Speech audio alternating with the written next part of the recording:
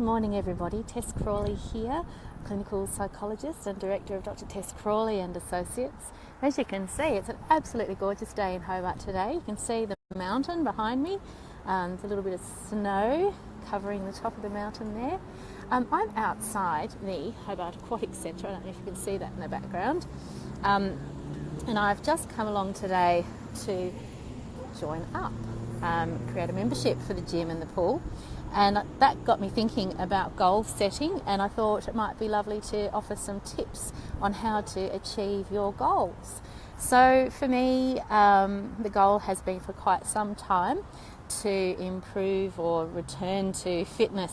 I used to be a bit of a gym junkie years ago, and since I had my kids, I've really struggled to get my fitness back on track.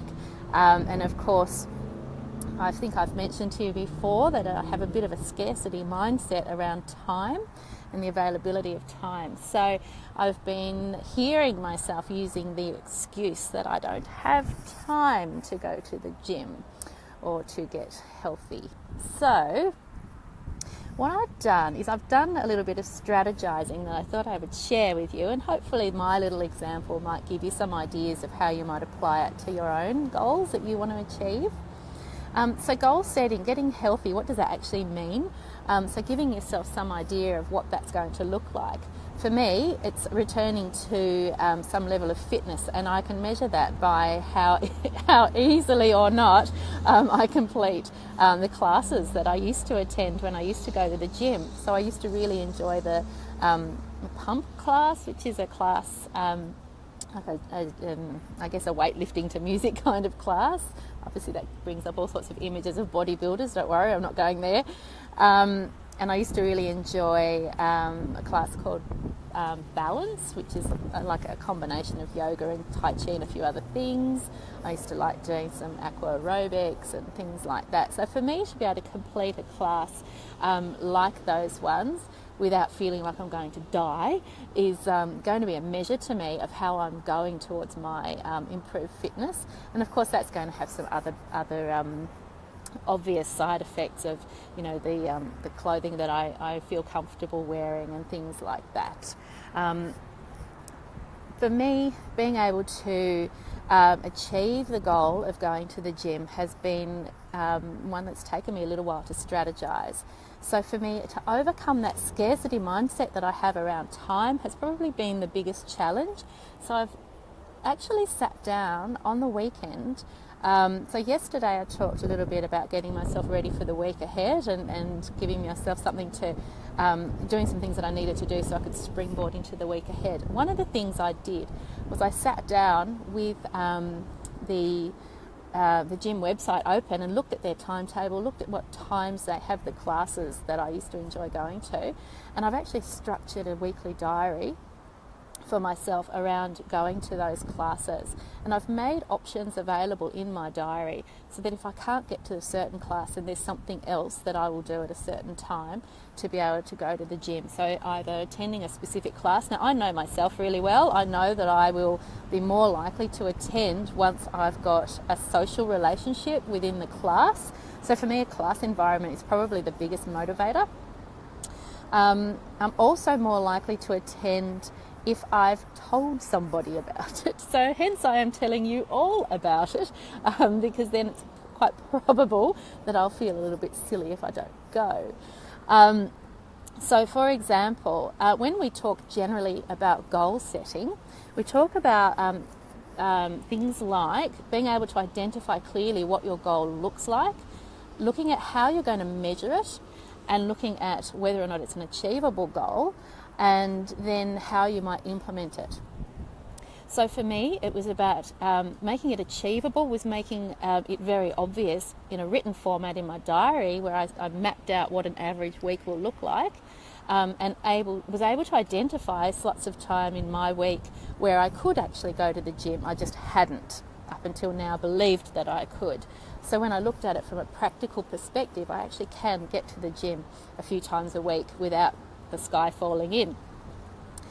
So that's the planning stage. The implementation stage, that's what I did this morning. I promptly came, as per what was written in my diary.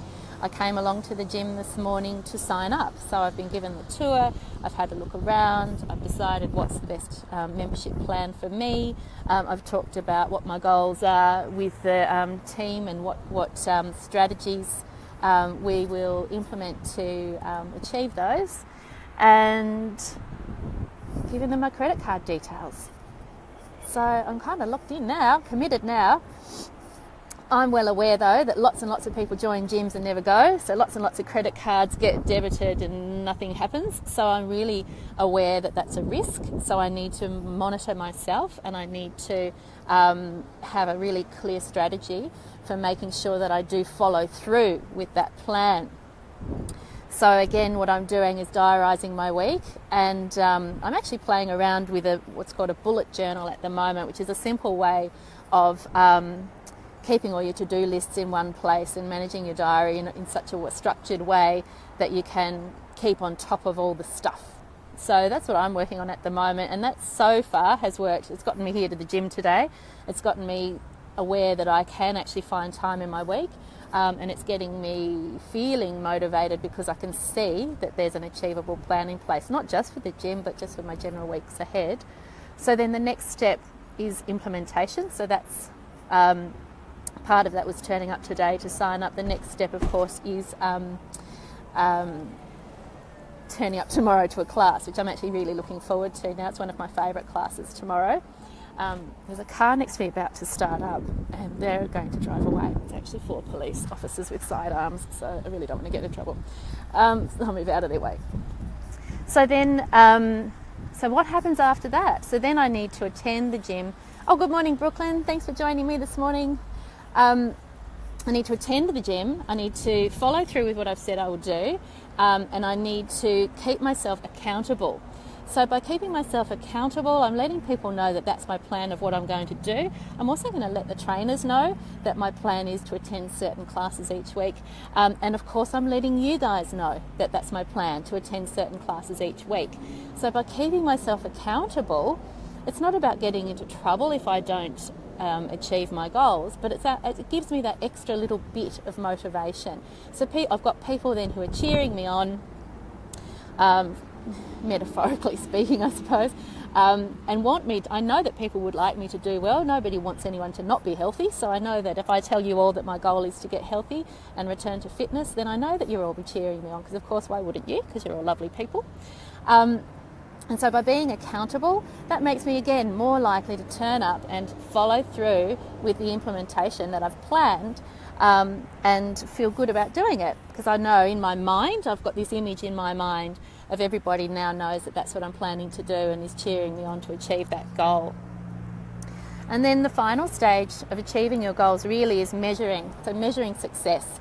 So having a look at where you are at the start, we call that a baseline. So I know at the moment my fitness is quite low, and I can feel in my body, I can feel that, I'm not at a level of health that I would like to be. I'm just talking about general health, of course, fitness and that sort of thing. And so I'll make some, relevant measurements of that sort of stuff, including my capacity to cope with a class and how far I get through a class before I start feeling fatigued and things like that. And I can remember back to when I was very, very fit, and I used to come bouncing out of a gym class and would have done a second one if I'd had the chance. I don't expect that at my age I'm going to get back to that level of fitness. We're talking about, over 10 years in between. So I'm hoping that I will, before too long, get myself back to a level of fitness where after the end of a class I'll be feeling invigorated rather than near death. There'll be some other things, of course, that I will measure as well. And then measuring the baseline with some progress goals. So having a look along the way of how I'm feeling that I'm progressing, comparing it with my baseline measure, and then towards the end of a set period of time, I'll know whether or not I've achieved my goal or not. So for you, when you've got goals that you want to achieve, it's really important that you keep them realistic, achievable and measurable, so you know that the goals that you want to set can actually be achieved.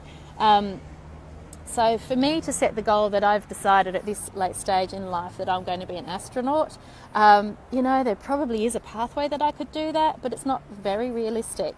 But for me to set the goal that I'd like to be a healthier mum for my kids and for myself, that is an achievable goal, and so I just need a plan that I can action, and that's what I've done today. So I've come along, I've set myself up, and I'm ready to go for my first class tomorrow. And how about this for a bit of accountability? I'll let you know how I go. How does that sound? I really hope you have a fantastic Monday. I'm feeling really motivated for the week ahead. So as I said yesterday, setting things up in your diary that you can look forward to during the week ahead really can give you that boost of motivation. So give that a try. If you're liking these videos, don't forget to give them a like or a love, or leave me a comment or ask me a question. Feel free to share them or tag a friend. If you're watching on YouTube, of course, you can subscribe to the channel so that you get notified when there's a new video. And with Facebook, there is an option on this post to edit your notifications so that you get notified when I'm live. Oh, Brooklyn says, yep, get it done. Thank you, Brooklyn. I certainly will. So yeah, just as Brooklyn did, if you are being notified that I'm live, you can actually interact with me live and cheer me on, or ask me a question, or whatever you would like to do, as long as we keep it all nice. Have a fantastic Monday and all the very best wishes for a happy week ahead, and I will talk to you again tomorrow. Take care, everyone. Bye-bye.